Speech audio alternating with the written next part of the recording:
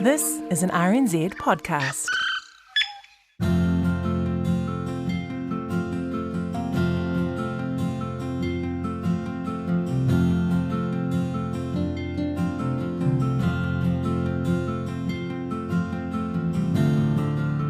Welcome to the long way home. We continue down south. So again, thanks for tuning in. Hope you enjoy.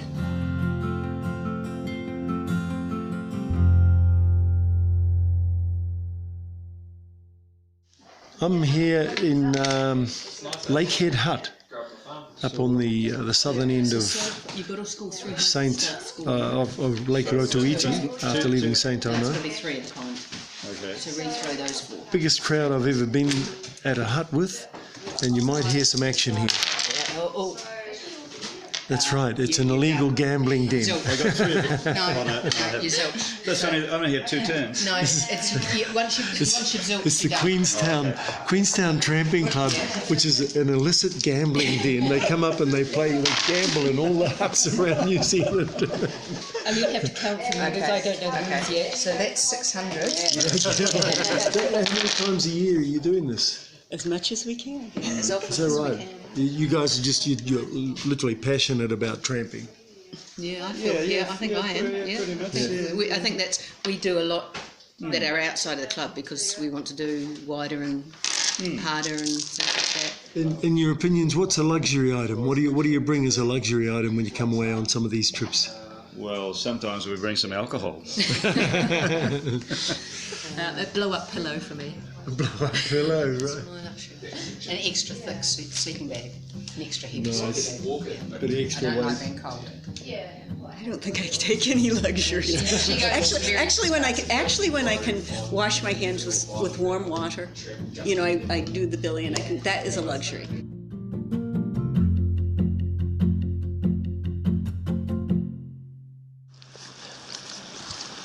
Oh man, that's been a day.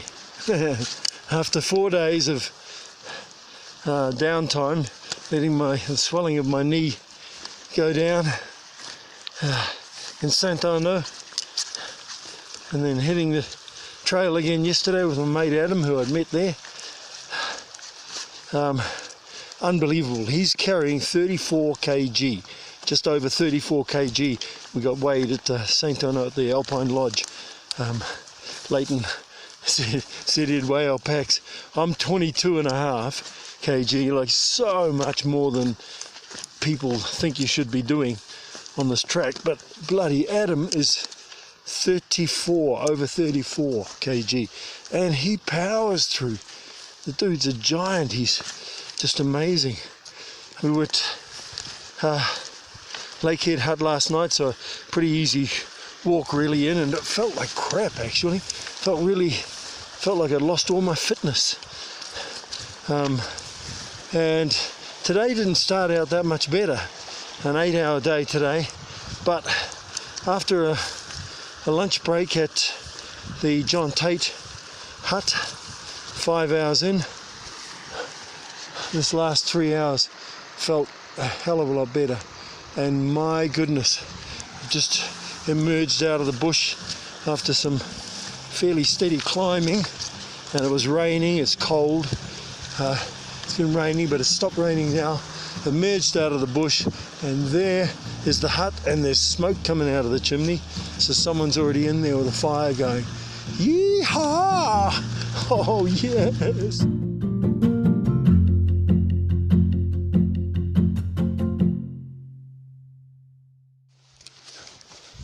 Oh man, this is arduous.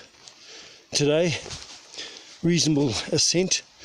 It's a 6 to 8 hour day. 8 kilometres is the distance we'll be travelling, so gives you an idea that it's slow going because it's hard work. But spectacular, unbelievable views up the Sabine. Oh shit! Up the Sabine saddle, and then this descent. This is what did my knee in, and with the kind of right thigh strain that I got on the really basic part of track, walking out of St. Arnaud, just kind of stumbled and went into a big lunge, and it strained my outside right thigh, and so descending, the track notes say, often steep. It is a huge descent. We're going down to the West Branch Sabine River, and then we go up to the West Sabine Hut, and then tomorrow to the Blue Lake. Very short day tomorrow to Blue Lake, only about 3 hours or so. But this descending, I shouldn't be doing this because I should really be concentrating on one thing at a time. Had a little slide up there, but it was otherwise all good. But man, we're down in the forest now, in the bush, under the bush line, but up above it was just absolutely spectacular. Peak after peak after peak. Don't move that rock there. word from the wise, yeah. Hey, who am I meeting here? Chris Saverley. Oops, that's it, sir. Not Chris Saverley. Yeah, Chris Saverley, yes. Cool. And Andrew Lee. Lee. Andrew Lee. So you guys are doing the South Island? Doing the South Island, yeah. All right, northbound. Yeah. And what's because you obviously look like you've been a tramper for a few years. Yeah, well, I'm not a tramper, a hunter. But yeah, what do you want to know? Why did you want to take on the Tararua if you like from hunting to tramping? Well, this silly bugger said to me bloody about April last year, "Do you want to do the Tiara?" And I said, yeah. So, gentlemen, if you don't mind me asking, you've got grey hairs in your beard like I do. What ages are you? I'm 73. 73, get out of here. 75. 73 and 75. I take my hat off to you both. Yeah. Bloody magnificent. So what the message is for people, get out there and do bloody things, is that right? Yeah, that's the one. Exactly. Yeah, exactly. If you stop, your body gives up. Yeah. Yep. So here I am in a dock hut up in the Sabine Range, Sabine Mountains, peaks, and here's a little bit of the ambient sound. There are 1, 2, 3, 4, 5, 6, 7, 8, 9, 10, 11 of us in this hut. She just leaves her runs off like that. Are you going to sit on that? No? You're on one. So quite a kind of social spot. A dice game going on called Zilch between a young American couple and the 3 trampers that we've been walking with over the last couple of days, meeting at the huts. Who is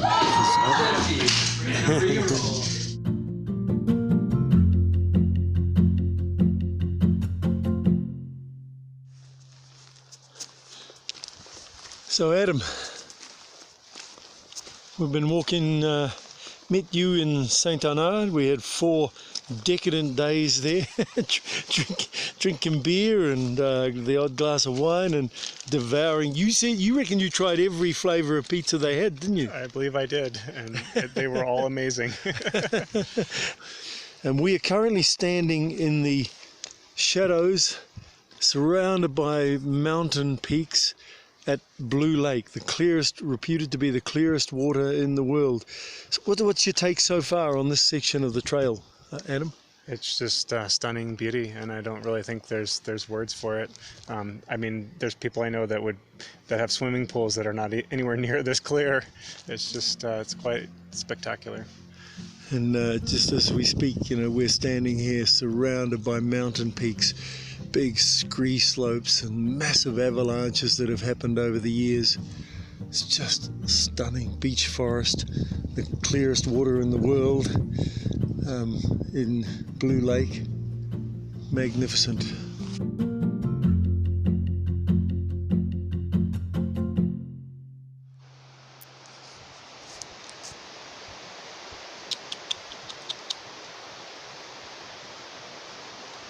Oh man,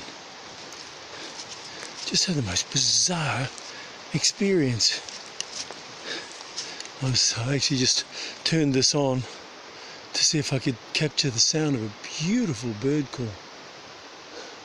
It might have been, I'm not sure what my birds, but a beautiful bird call. And then it stopped. It's a bit like me with the mist rolling in when I'm somewhere where there's beautiful views. But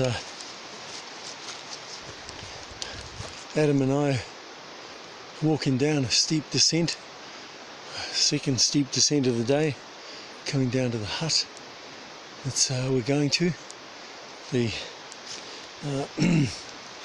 the West Sabine hut, and Adam had just been talking about Isaac, his Scottish friend that he had walked with for a number of days in the Richmond Ranges, and we were talking about how people move through the forest and the bush and everything, and it was just bizarre.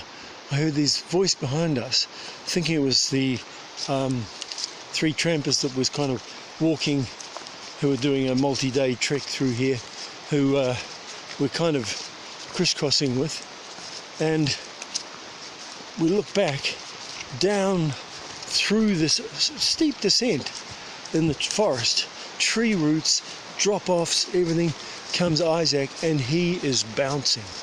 It's like he's skipping. He was literally just jogging. He stopped, we had a quick hello and catch up, and then he's off, and it was just, it's honestly one of the most things I almost can't believe I saw. It's one of the few things that I find hard. I just cannot comprehend how he could do it. He was literally, it was like as if you set a rock tumbling down a steep descent, and you watch it bounce and hit and leap into the air and then roll along and down, up it goes.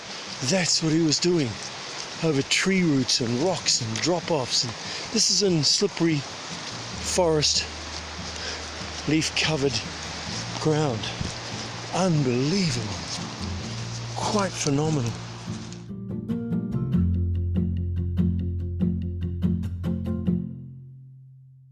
Sunday, morning clouds, then becoming fine. So that's the doc calling for the weather report. We're up here at Blue Lake Hut, and it was raining pretty damn solidly throughout the night, various parts of the evening, and the wind at the moment is she's fair howling through here. We're going to be hitting onto an really exposed couple of rock faces, so big call to be made because it's going to be clearing up this afternoon. That wind is the issue really, and whether or not the rock faces will dry in time by the time we get up there. It's an 8-hour day. It's the most demanding part of this part of the trail. So yeah, there's 3 of us here. Josh, who we met down in St. Arnaud, and Adam, who I've been walking with.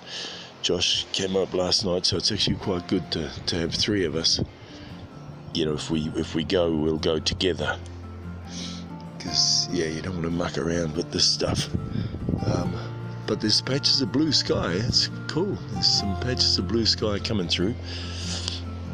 So a decision is pending.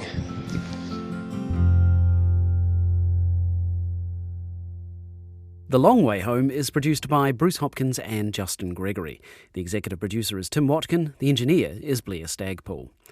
You can subscribe to every episode of the Long Way Home podcast at Apple Podcasts, who you might have known as iTunes, Radio Public, Spotify, or at radionz.co.nz/series.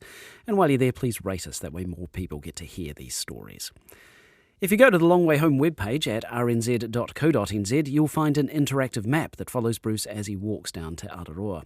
Bruce is also on Twitter at BruceHop, so get in touch if you've got tips, questions, or can help him out. You can also email him at thelongwayhome@radionz.co.nz. Now, as you might have gathered, Bruce is in some fairly remote country, and there's a chance from time to time that he won't be able to send us content.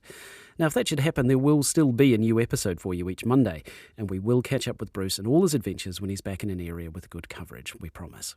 But until the next time, this is The Long Way Home. Whenua, whakapapa, whānau. Follow us.